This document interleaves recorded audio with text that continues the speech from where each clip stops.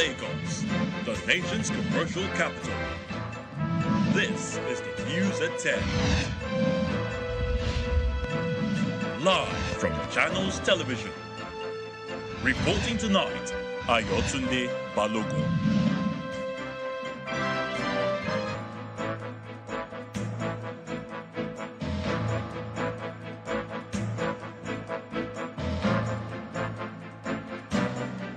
Hello and welcome. Tonight, the 78th session of the United Nations General Assembly continues in New York, and about an hour from now, Nigeria's President Bola Tinubu is expected to address the global body. Attention shifts to the Supreme Court to decide the presidential election dispute as PDP candidate Atiku Abubakar and his Labour Party counterpart Peter Obi file suit at the Apex Court challenging tribunal judgment. And still no headway in the talks between the federal government and labor unions as Trade Union Congress gives the federal government 1 week to resolve pending demands. On business news tonight, multinational oil and gas giant ExxonMobil pledges new investment in Nigeria, promises to produce 40,000 barrels of crude oil per day. On sports news tonight, Newcastle United for seven-time European Champions League winners AC Milan to a goalless draw as the Magpies return to Europe's biggest club competition for the first time in 20 years. From Abuja, the nation's capital, the Labour Party presents its candidate in the upcoming governorship election in Bilateral State on November the 11th. And in international news from London, India has expelled a senior Canadian diplomat after Prime Minister Justin Trudeau suggested Delhi may have been involved in the murder of a Sikh separatist leader.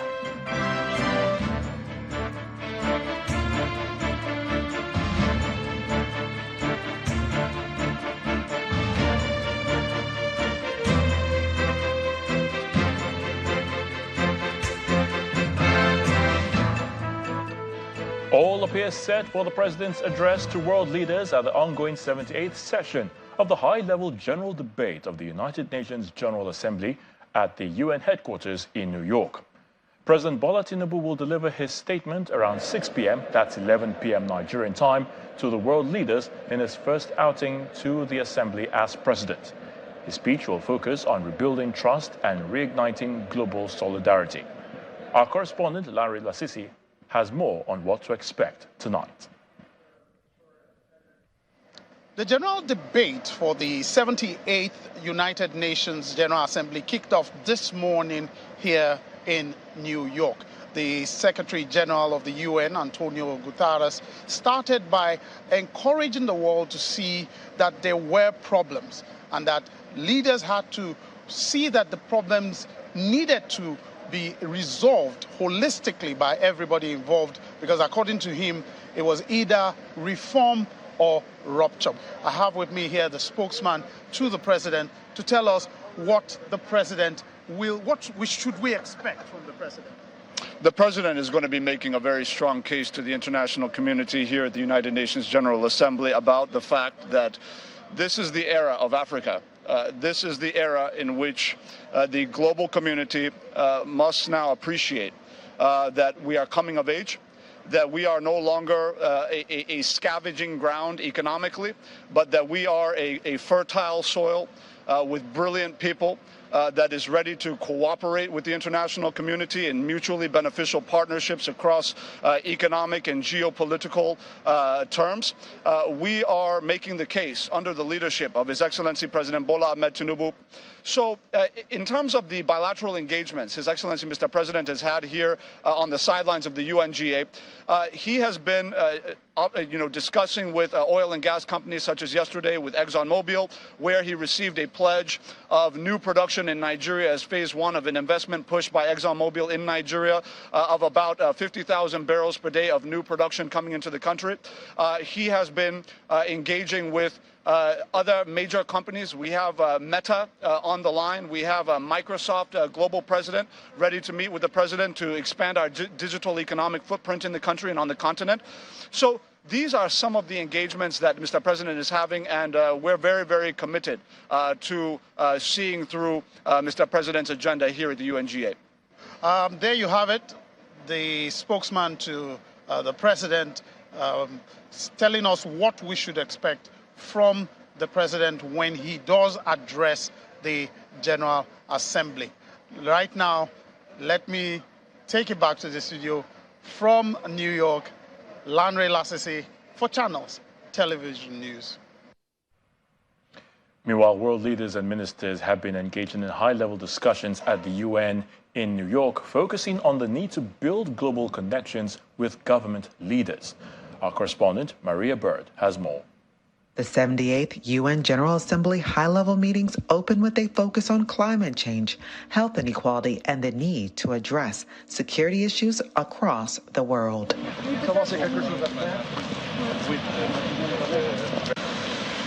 The world is watching as the summit works to address global challenges with hunger and poverty that have been heightened as a result of a health pandemic and war. Despite commitments to eradicate poverty and to reduce hunger being at the core of this agenda, alarmingly, 1.2 billion people were still living in multidimensional poverty. The SDGs aren't just a list of goals. They carry the hopes, dreams, rights, and expectations of people everywhere. Yet today, only 15% of the targets are on track, and many are going in reverse. Despite the Assembly's plans to pick up the pace on implementing development efforts across the world, many convened in New York City in front of the UN building protesting the government. These anti-government protests focused on dissatisfaction with government leadership.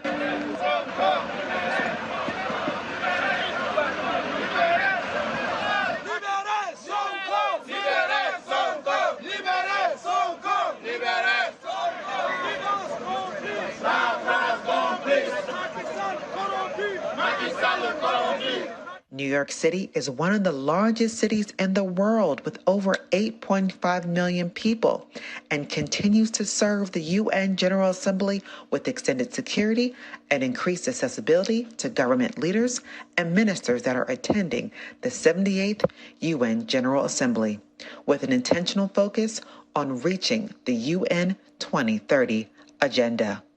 From New York City, Maria Bird, Channels Television News. As the 78th session of the UNGA gets underway in New York, several bilateral meetings and events have been taking place on the sidelines in order for leaders to pursue common goals and attract foreign direct investment. The Minister of Finance and Coordinating Minister of the Economy, Mr. Wale Edun, has been speaking with our correspondent, Juliana Olainka, following one of those discussions. We're here at the UN General Assembly, and as you say, the most important action isn't really the formal proceedings, but what goes on the sidelines. I've been supporting Mr. President, meeting various high-level business people, ExxonMobil, for example, and various others. But the key is investment, and that's what Mr. President has been focused on. We need foreign direct investment in Nigeria that will grow the economy, that will create jobs, that will reduce poverty. That's his aim, that's his objective, and we're here supporting him. Of course, we met with the likes of Goldman Sachs, JP Morgan, the potential financiers, not just in terms of what they have to offer themselves, but others that they can introduce us to that can lead to foreign direct investment, but in their case, portfolio investment, even if the overall objective and the ultimate objective is to have investment that comes to Nigeria, sets up in Nigeria, produces goods and produces services. At the same time, the giants of Wall Street also have a role to play, not on borrowing side, but in terms of their own ability to invest funds in the Nigerian financial markets. That gives us a float in dollars. It gives us foreign exchange, which is badly needed. Back in Nigeria, into the judiciary, the legal fireworks on the presidential election outcome is set to continue in the Supreme Court as the presidential candidates of the People's Democratic Party and the Labour Party are heading to the apex court. Mr. Atiku Abubakar of the PDP has filed an appeal at the Supreme Court seeking nullification of the judgment of the Presidential Election Petition Court, which upheld the declaration of President Bola Tinubu as winner of this year's presidential election. In the notice of appeal predicated on 35 grounds, Mr. Atiku maintains that the tribunal committed grave error and miscarriage of justice in its findings and conclusion in its petition challenging the declaration by the electoral umpire INEC. The notice of appeal also praised the apex court to set aside the whole findings and conclusions of the tribunal on the grounds that they did not represent the true picture of the grounds of his petition. The presidential candidate maintains that the tribunal erred in law when it failed to nullify the presidential election held on February the 25th this year on the grounds of non-compliance with the Electoral Act 2022. Meanwhile, the presidential candidate of the Labour Party, Mr. Peter Obi, has also filed 51 grounds of appeal before the Supreme Court, seeking the nullification of the judgment of the Presidential Election Petition Court and the election of President Bola Tinubu. In his notice of appeal, Mr. Obi says the Presidential Election Petition Court erred in law and thereby reached a wrong conclusion when it dismissed the petition he lodged to challenge the outcome of the presidential poll. He maintains that the 5-member panel of the tribunal, led by Justice Haruna Samani, carried out a miscarriage of justice against him when it held that he did not specify polling units where irregularities occurred during the election. He further faulted the PEPC for dismissing his case on the premise that he did not specify the figures of votes or scores that were allegedly suppressed or inflated in favor of President Bola Tinubu and the ruling APC. Mr. Obi also accused the panel of erring in law when it relied on paragraph 4, subsection 1, D, and 2, and 54 of the first schedule to the Electoral Act 2022 to strike out paragraphs of his petition. While accusing the lower court of breaching his right to fair hearing, Mr. Obi maintains that evidence of his witnesses were wrongly dismissed as incompetent. Staying with the judiciary, the Federal High Court in Abuja has dismissed the suit filed by Senator Adamu Bulkachuwa seeking to stop the ICPC from investigating him over the comments he made during the valedictory session of the 9th National Assembly. Delivering judgment, Justice Inyang Eko held that the suit lacked merit and ought to be dismissed. He adds that being a federal lawmaker, Senator Bulkachuwa ought to understand the implication of his statement, and the legislative immunity which he claims in this case does not avail him. Senator Bulkachuwa had earlier sued the Attorney General of the Federation, the Clerk of the National Assembly, the State Security Service, the ICPC, and the Nigeria Police, asking the court to declare that he is covered, privileged, and protected by the parliamentary immunity. According to the court, the clear words of Section 39(1) of the 1999 Constitution as amended cannot be interpreted to mean that a person can say anything he likes.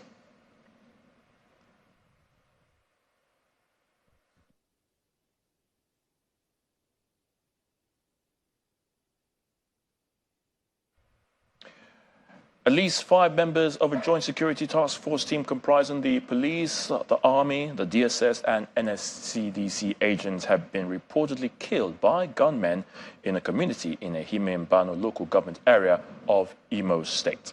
According to the villagers, members of the joint security task force team who were on patrol in 2 security trucks were ambushed by the gunmen, and their trucks set ablaze around Uriagu and the Aba branch area of the community. The spokesperson of the police command, Henry Okoye, said details of the incident are still sketchy, but the commissioner of police has ordered his men to go after the perpetrators. Meanwhile, Governor Hope Uzodimma has been speaking on the unfortunate attack. The governor, who visited the scene of the incident, described it as unfortunate indeed. So they just ambush her and then open fire with the weapon. TUC. Okay. Came with a distress information.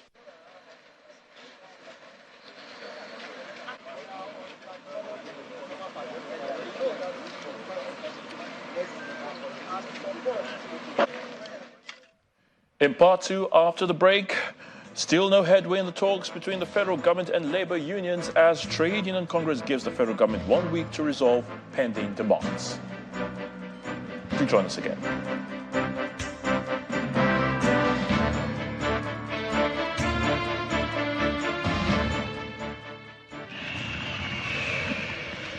Take it from me, the mind-blowing way to do things is the Glow LTE advanced way. When you stream, it's like you're in the drama itself. When you make calls, you reach where others can't. Coffee! Doing business is like running Wall Street from your street. And when you play, I did beat you guy. We'll see about that. It's like traveling the world without moving an inch. Is that Toby in your room? You can download in the blink of an eye in 4K. Go. And when you go for your dreams,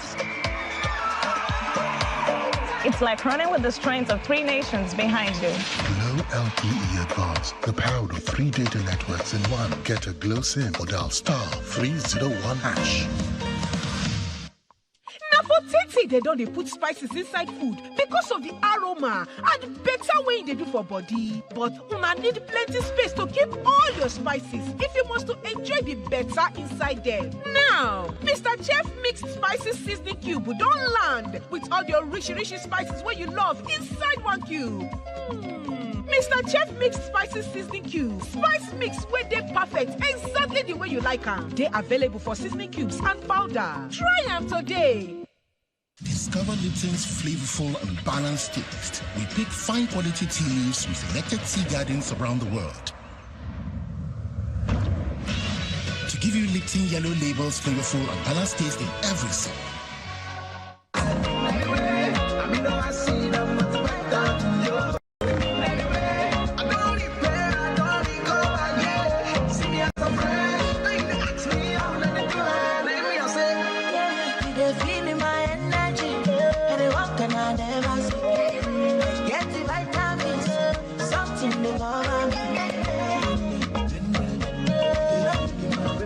Recover with Astamin, a blend of amino acids and multivitamins.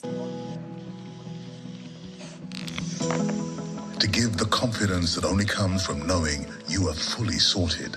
To show up for you just when you need a hand. And when retirement comes with all its worries and storms, to ensure we will stand by you and give you the coverage that you deserve. Make the perfect choice. Choose PAL Pensions today. PAL Pensions, your pal for life.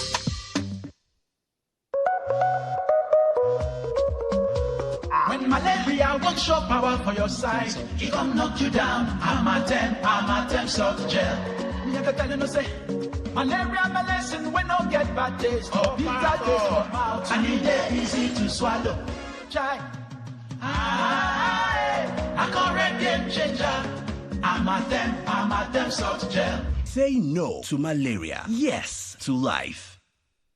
When life is a little harder, we are here to lighten the load. Sedap Supreme Noodles is here for you.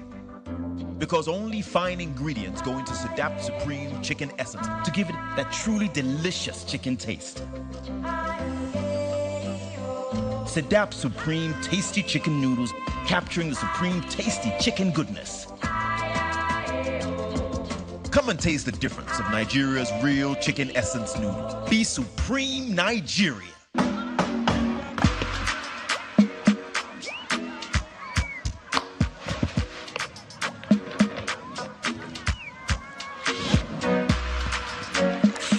Refreshment is goodness to go round. Introducing the Peak Yogurt Drink 1 liter Full House Pack with more refreshment, which contains fresh cow milk. Enjoy Full House goodness filled with essential vitamin and minerals. Peak, reach for your peak.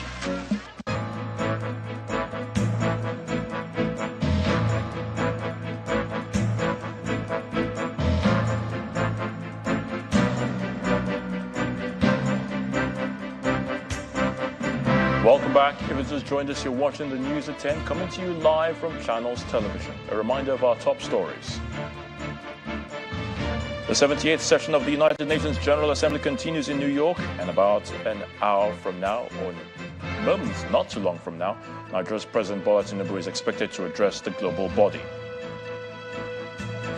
Attention shifts to the Supreme Court to decide the presidential election dispute as PDP candidate Atiku Abubakar and his Labour Party counterpart Peter Obi filed suit at the Apex Court challenging the tribunal judgment.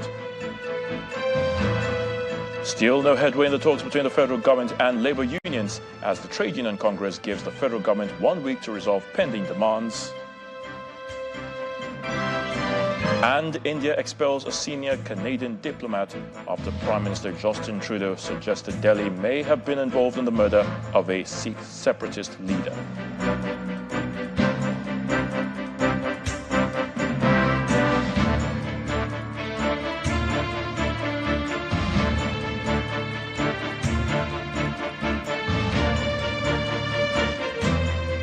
To labour matters, the leadership of the Trade Union Congress, the TUC, has again given the federal government till next week to act on its demands or risk an industrial action, coming after the Nigeria Labour Congress issued a similar threat. President of the TUC, Mr. Festus Osifo, told journalists after a closed-door meeting with the Minister of Labour and Employment in Abuja that the Congress is tired of holding endless meetings and wants definite pronouncements from the President on their demands. He also clarified what seems to be a division between the NLC and the TUC, maintaining that there is no crack in their ranks. 24 hours after the two ministers of Labour and Employment met with the leadership of the Nigeria Labour Congress, members of the Trade Union Congress are also meeting with the ministers here on the same issues. When a similar meeting with the TUC held 2 weeks ago, the Minister of Labour promised to speak with President Tinubu on the issues raised by the Labour leaders, which is beginning to threaten industrial peace in the country. The Labour leaders are demanding, among other things, that the government reverses the latest increase in the pump price of petrol, pay university lecturers arrears of salaries, fix the refineries, and provide stations for compressed liquefied natural gas, which will serve as alternative to petrol for vehicle users. This latest meeting is essentially to get feedback from the Minister of Labour on his meeting with President Bola Tinubu on those issues. The meeting held behind closed doors as journalists were excused. In less than an hour, the meeting ends and the President of the TUC briefs journalists on the outcome. The Honourable Minister gave us a brief on what they have done. That he has met with the President, that he has presented to him the issues regarding wage award, that he has presented to him some of the issues we raised around the CNG, he has presented as well some of the issues we raised around the low-income earners being exempted from taxation, and that after looking at them, that the President also called their team to look at the what they have been doing. Our position was that by next week, when the President comes back, there should be categorical pronouncement. The TUC President also speaks on the relationship with the Nigeria Labour Congress and why it seems that the two labour bodies are not on the same page. We've had insinuations that TUC backed out from the last strike. When you say back out, what does that mean? It means that two of us had agreed to do something, right? And at the end, you decide not to do. But I want to inform you that we were never informed. So if you say there is a crack, well, you can interpret it, but for us, and left for us, we are addressing the issues to the best of our ability and what we think will be to the best of Nigerians as well. Because what Nigerians are interested in is not the method with which you use in achieving the result. What they are interested in is result, and that is our focus. The NLC President also spoke on our flagship political program, Politics Today, on the reason the TUC abstained from the two-day warning strike it embarked upon 2 weeks ago. The two organizations are independent, although one is the foremost, labor center. And in international labor organization or any meeting, we can work independently, we can work jointly when we agree. But we will not, the NLC will not take under our watch if we give a strike notice. And then a union that didn't give a strike notice say they are backing out of a strike that they didn't call for. So every union can give their strike notice. TUC can give their strike notice and go ahead with their notice. NLC can give their strike notice and go ahead with their notice. As the labour leaders leave this meeting, they leave without a concrete resolution as to when their demands will be addressed. Meanwhile, the TUC President, Mr. Festus Osifo, was later this evening on our program Politics Today, where he spoke more on the relationship with the NLC and its leadership. I doubled today by the grace of God as the president of Pengasan. So in the oil and gas industry, in the core oil and gas, you have lots of members in Pengasan, even much more than Nupeng. But there is no decision I take that I don't consult with Nupeng president. We are always on the same page on every issue. That is how leadership works. Leadership is not by ego. Leadership is not by grandstanding. So if you come to Pengasan and Nupeng, you see we have joint releases. We pursue issues strategically together. So coming back to what he said, that NLC is bigger and TUC should tag along. No, that is not how it works. I'm sorry, sir. Both parties must always sit down to discuss. If you look at what he said, that if this time we cannot agree, what does that mean? How do you reach agreement? You must discuss before reaching agreement. But if there was no discussion, then there is no zone of possible agreement in any way. So there wasn't discussion. Then he said TUC will be carried along. Ask, how did he carry TUC along in this part? Before he declared the strike, did he reach out? He spoke to the Secretary General of TUC a day or two before that day. Did he tell him, okay, after that day, did he also reach out to the Secretary General or any other officers in TUC to say, how do we move on? So how do you carry along? Is it by sitting down and fine-tuning everything and think you have the strategy to go ahead? That is clearly not how it works. He also said that they have the strength to carry on. There is none of us that does not have the strength to carry on. By the grace of God, as I said earlier, I'm the president of Pengasan. If we shut down the entire landscape of the oil and gas industry today, the country will collapse. So, and Pengasan is an affiliate of Trade Union Congress of Nigeria. Today, we have Association of Senior Civil Servants. They constitute, both at the federal and state level, over 70 to 80% of the workforce, of the bureaucrats. They are members of Association of Senior Civil Servants, who by extension are members of TUC. Time now to head to the nation's capital, and Victor Mathias is standing by to give us the very latest from our Abuja studios. Hello, Victor. Hello, Ayatunde. Welcome to the nation's capital. Let's switch gears to politics in Bielsa State, where the Labour Party candidate in the 2023 presidential election, Mr. Peter Obi, visited for the official presentation of the Labour Party flag to the governorship candidate of the party, Mr. Udeng's Eraduri.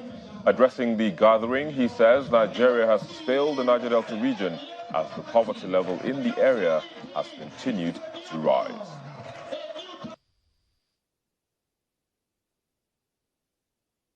We need to verify where people are coming from. We need to verify what they are telling us. That is what we are lacking in Nigeria today. Look at a state like Bielsa. We drove from Port Harcourt to Bielsa today. The only thing you can feel for Nigeria is pain. That you can come to this state and still see poverty. It's unfortunate. That shows how bad things are in Nigeria. That you can drive into this state without driving with the best roads. It's very sad. Nigeria has failed Niger Delta. Nigeria has failed Bielsa. This is a state where we discovered our first oil. January 1956. Over 67 years after, you cannot drive on a good road to Bielsa. 67 years after. Even if we are doing 1 kilometer a year, we would have completed it.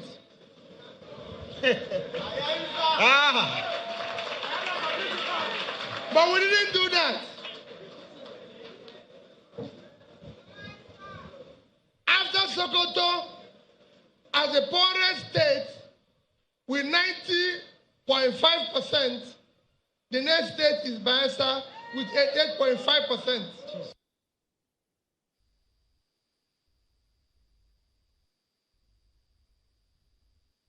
In Kogi State, the candidate of the African Democratic Congress Honorable Liki Agbajide is maintaining that the time has come for the Okun people to produce the next governor, having supported the other two senatorial districts in the last 27 years. The ADC candidate explains that based on his antecedent, connections and relationship with the people, he is a better candidate to occupy the Lugard House come November the 11th. He stated this during a visit to traditional rulers in Yagba Federal Constituency. The candidate of African Development Congress, Mr. Liki Agbajide, and his entourage are in the palace of the Elulu of Mopa in Mopa Amuru local government area of Kogi State on a courtesy visit to the monarch. Representative Liki, who is presently serving his second term in the Federal House of Representatives, says he is at his constituency to thank the royal fathers for their support and prayers. I came for two things. One, to come and appreciate you, our royal fathers, for the role you played in the last general election, where I won landslide. I want to shortly congratulate him for winning the second time in the House and the rank ahead. And we are so happy. We promised to support him, and we supported him, and we will continue to support him. The ADC candidate and his entourage were also at the palace of the Agbana of Isanlu for the thank you visit. While soliciting the cooperation and support of the traditional rulers across the state, Mr. Agbajide promised to prioritize their welfare when he becomes the governor, as the Chairman Campaign Council calls for more support. I, as Liki Agbajide, God help me more than this in this position. Your status will change. People who are still seeing you now and say, you have not started to enjoy anything. You are just going to begin. I stand here to challenge all of us here that it should be a collective resolve of our people that Honorable Elder Liki Agbajide becomes the governor of this state. For his service to humanity, the later traditional rulers pray for him. The candidate of the ADC also received some decampis from the APC and PDP at Mopa and Odoire. As the ADC candidate continues his consultation, he is optimistic that he will win the November 11, 2023 governorship election in Kogi State. Now still ahead on the news at 10, multinational oil and gas giant ExxonMobil pledges new investment, promises to produce 40,000 barrels of crude oil per day in the country. That's on Business News. Do join us again.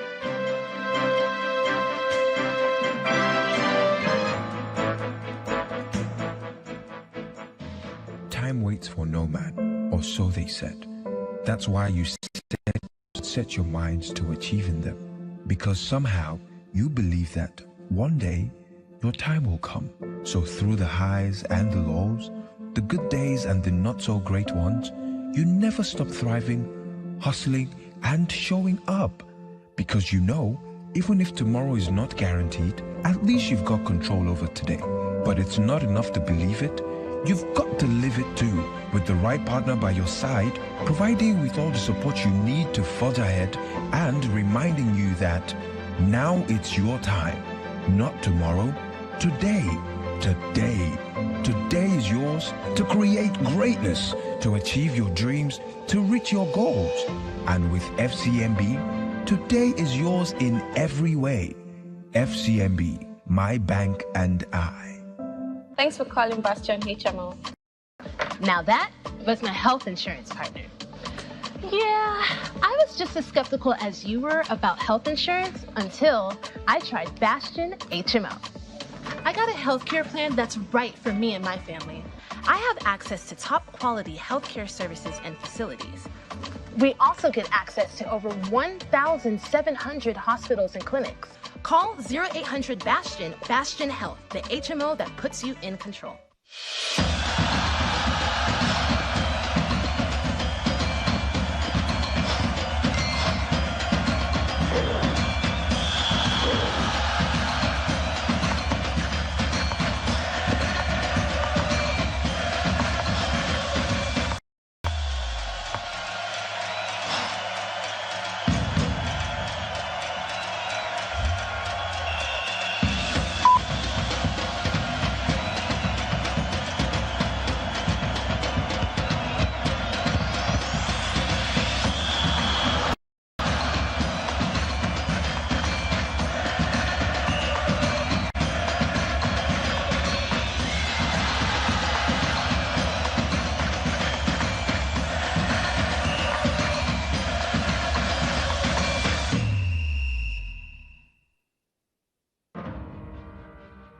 An educated mind is a gift to humanity. An educated mind, Africa, critical transformation. So what stops the average African from reaching their full potential? Fear. Fear blocks success. We must break free from the fear of failure. We have the resources, talent, and resilience to transform our continent. It begins with education.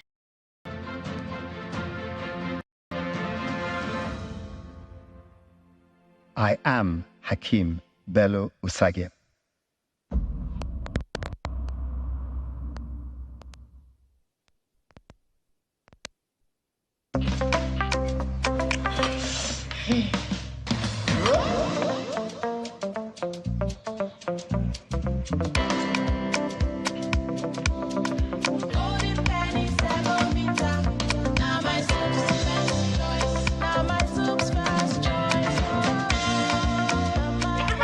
Enjoy the delicious, nourishing, and satisfying taste of Golden Penny Semovita, my soup's first choice.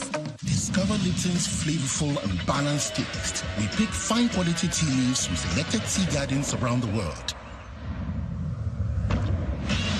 to give you Lipton Yellow Label's flavorful and balanced taste in every sip.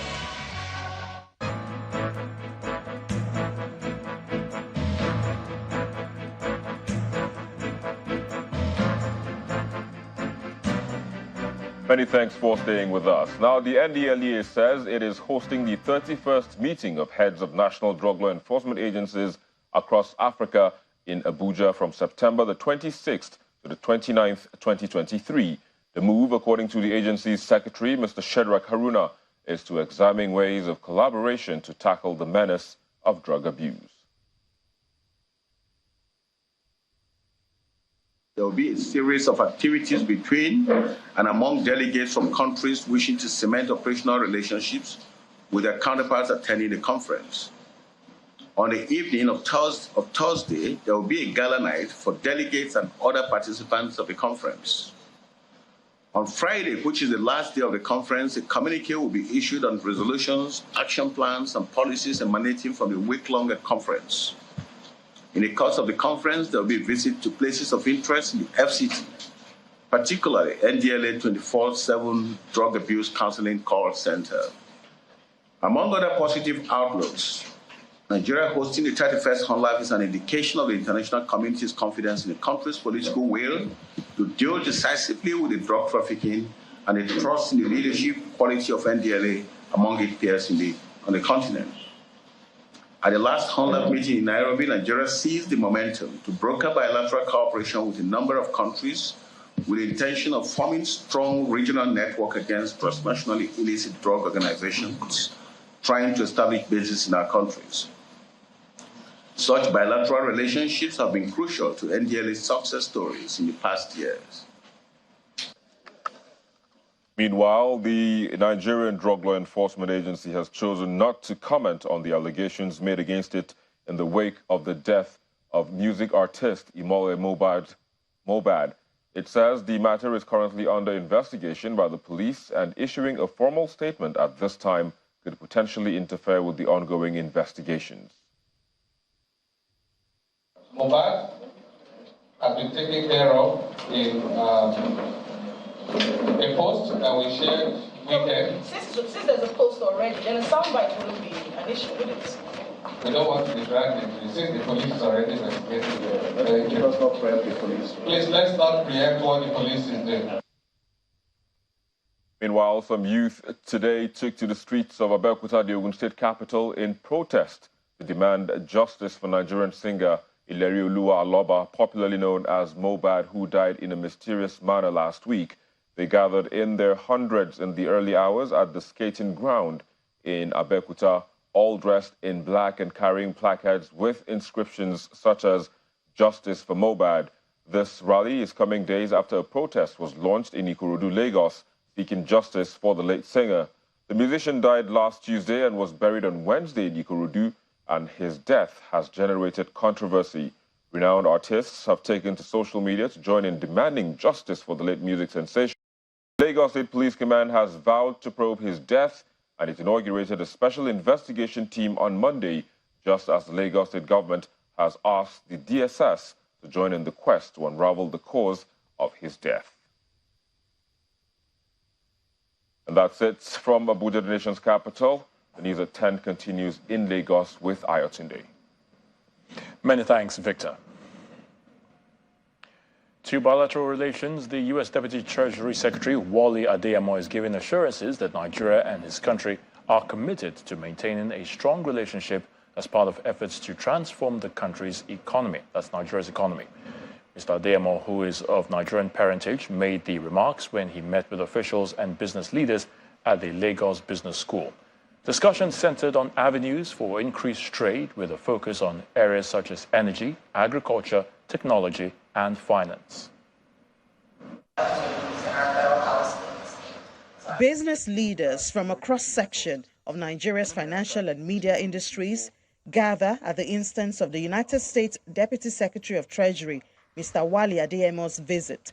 Mr. Adeyemo comes as a representative of his president, Mr. Joe Biden, to share the commitment of the United States to strong and mutually beneficial relationship with Nigeria. He highlights steps which Nigeria could take to optimize its economic potential. Nigeria needs a stable naira. You stop into any small business or market, and you will hear shop owners and customers bemoaning the lack of a stable currency. Unifying Nigeria's foreign exchange rate will also create the kind of macroeconomic stability that is essential to attracting foreign investment.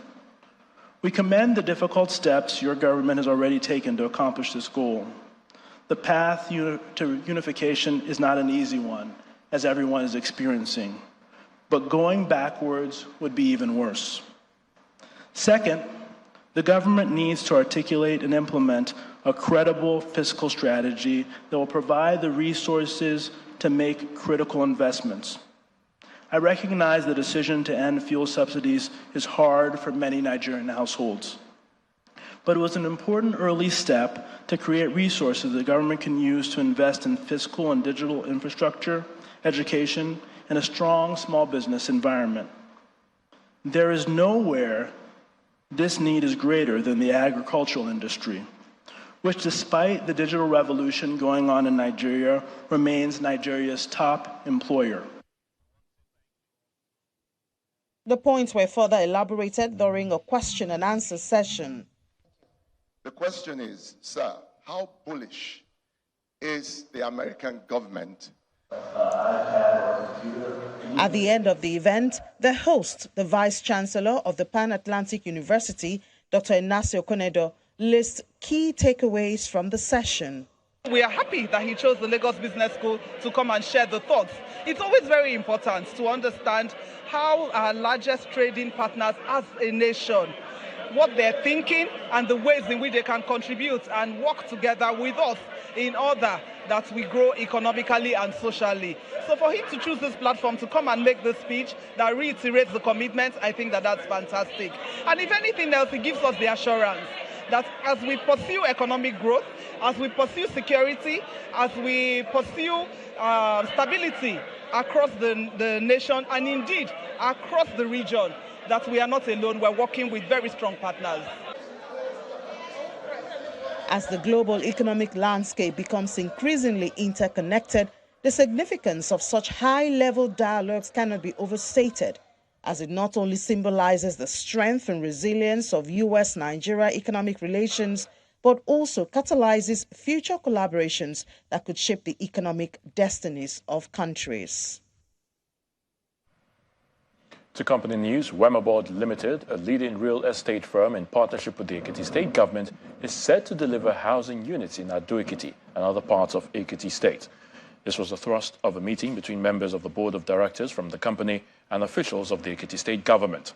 Speaking at the courtesy visit, Governor Biodun Oyebanji and Chairman of Wemabod, Emmanuel Efuntayo, notes that the meeting is indeed a symbolic milestone that will redefine the future of housing development in Ekiti State. Your Excellency, sir, Infrastructure development is a major priority for the Governor Abiodun Oyebanji administration. And at the Governor's office, the public-private partnership has been ramped up as board members from Imo Board are here to further bridge the housing deficit in Ekiti State. We understand the significance of forging strong alliances with the government in order to bring about tangible progress. Therefore, we pledge our firm commitment to working closely with the Ekiti State government, particularly in the area of real estate development, to bridge the existing gap and create opportunities for robust growth. After a closed session, the Governor speaks on major takeaways from the engagement. We have also agreed on area of collaboration between the Wema Board and Ekiti State government. We are a government that is running on continuity and shared prosperity. So we will look at platforms and areas where we can collaborate to ensure that we grow our economy and also grow the balance sheet of Wema Board. I'm really satisfied and excited about our resolutions. On his part, the Managing Director and Chief Executive Officer, Oluyemi Ejidiro, highlights the quality of what Wema Board is bringing to the table. The key takeaway from here is that there is now clarity around the platform that Ekiti State government and Wema Board will ride on to provide the real estate asset for the people of Ekiti State itself. The conversations went beyond not only production, but also goes into the details of the off-taking.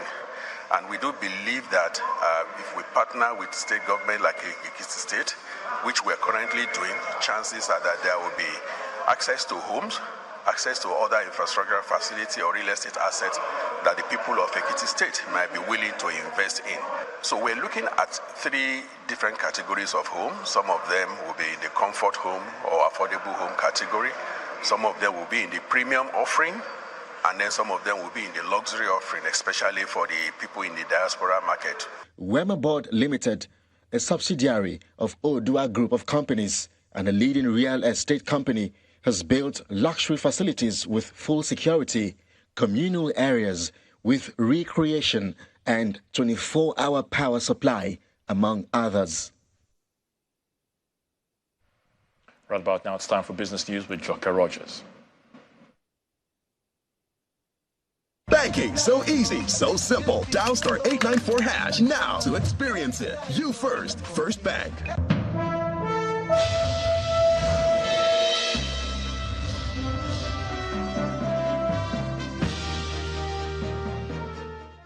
Thanks, Aya. Today, welcome to Business News. International oil firm ExxonMobil has pledged new production of nearly 40,000 barrels per day at its Nigerian operations in the short term. President of the oil and gas giant's global upstream operations, Liam Mellon, made this announcement during one of the various meetings between President Bola Tinubu and foreign investors on the sidelines of the UN General Assembly meeting in New York.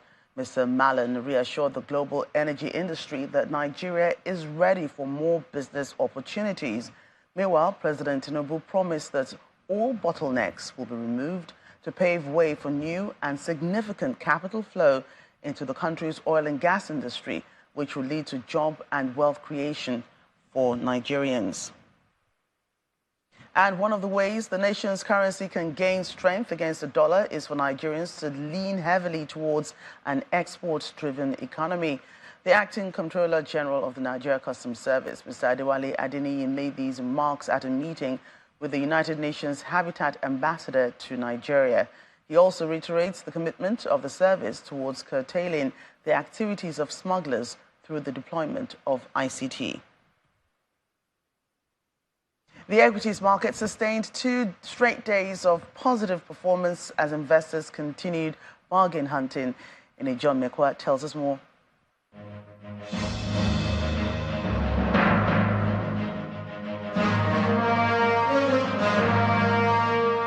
It's another time for Stock Market Report. You're welcome, and we're consolidating on the bulls position yesterday. Today, 35 stocks posted gains, while 27 declined. It's a better picture than what we had yesterday, but when we look at the all-share index, it's just the same, just like Monday, 0.71%. There are so many differences, though. 68,000 is what we have today. That means there has been a major move, but we're still at the 37 trillion naira. And guess what? More than 250 billion naira has been added to the market share. So it's a whole lot of difference, even though we still have the 0.71. When we look at the activity chart, however, not looking very good, because we see that the only green is the volume. Volume is at 676 million. That's about 30% more than what we had yesterday, but value and deals are dropped. Sectors for a second consecutive day, Northern Nigeria flour mills was very attractive to investors. It gained 1.45 kobo to close at 16.30 kobo, and Honeywell also contributed to the green, the only green that we have for the major sectors. More than 3%. Oil and gas is down. O&O still gained, but unfortunately it's not enough to move that counter. We see it in red, and our most liquid counter also in the red. So many reds, but the market is still green, and it's good for the bull.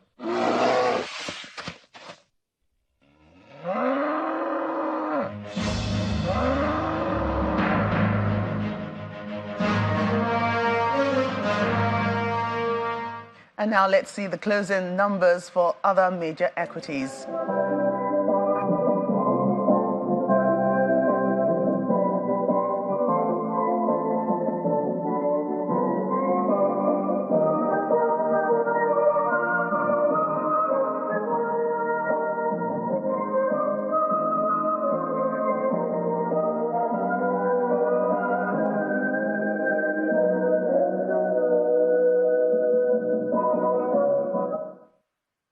That's Business News Tonight. Back to you, Aya, today.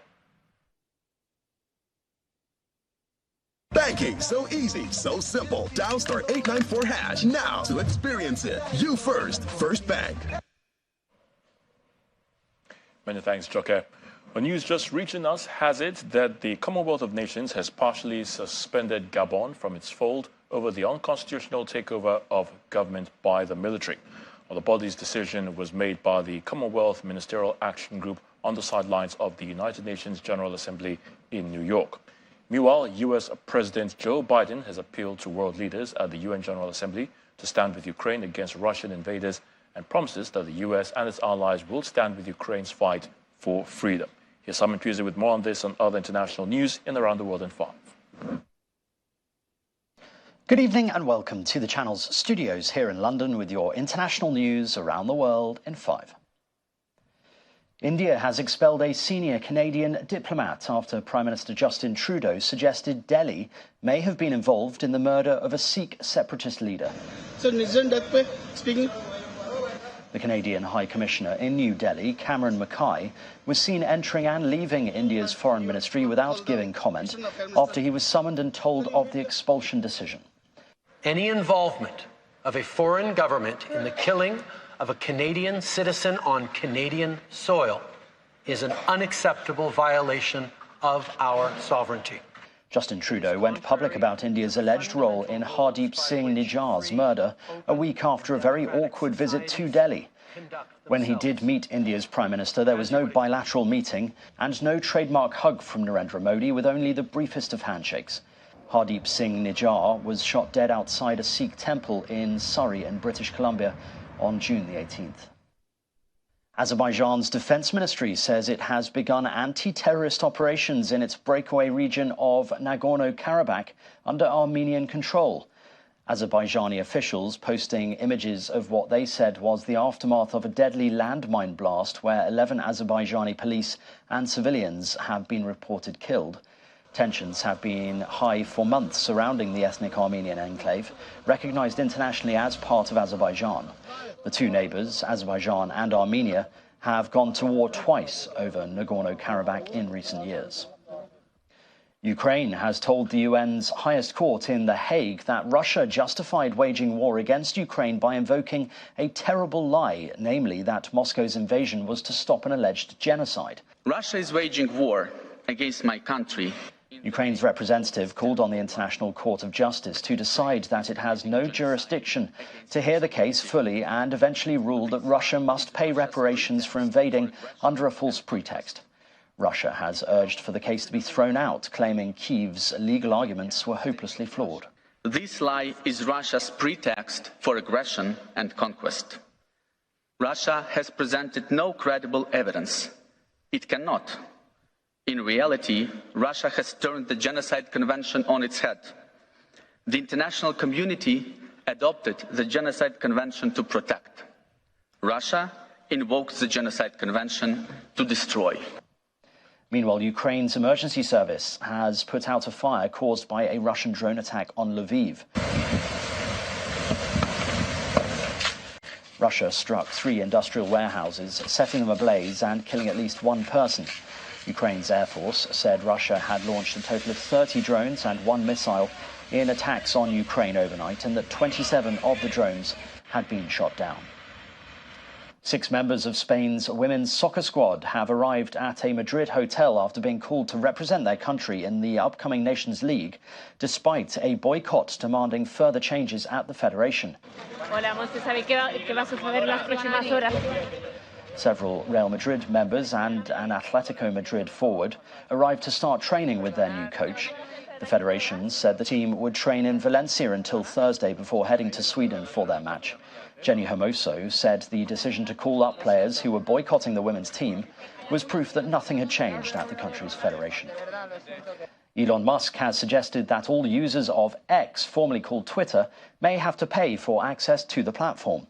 That promotes hate and conflict. In a conversation with Israeli Prime Minister Benjamin Netanyahu, the billionaire said a payment system was the only way to counter bots. It is unclear whether this was just an off-the-cuff comment or a signal of firmer plans that have yet to be announced. Mr. Musk has long said that his solution for getting rid of bots and fake accounts on the social media platform is charging for verification. And people across Canada and in parts of America have been dazzled by the northern lights. Aurora Borealis, here illuminating the night sky above Crosby in North Dakota. The phenomenon is most commonly seen over places closer to the Arctic Circle, such as Scandinavia and Alaska.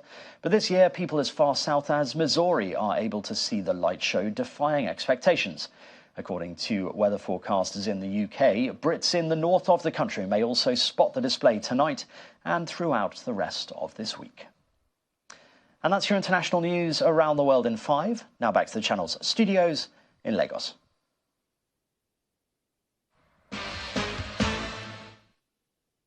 Thanks, Simon. Back here in Nigeria, at less than 24 hours of the opening ceremony of the 7th National Youth Games, where the Delta State government has promised top-notch organization and a sporting experience like never before for the participating athletes, officials, and spectators.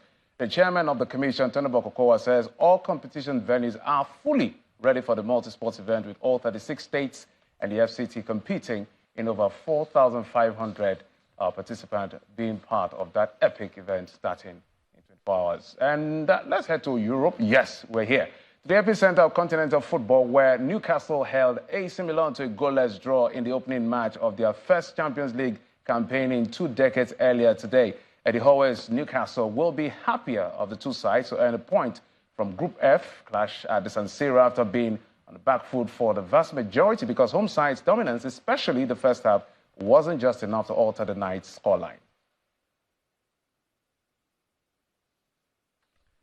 And that's it on sports. Yetunde is back to you.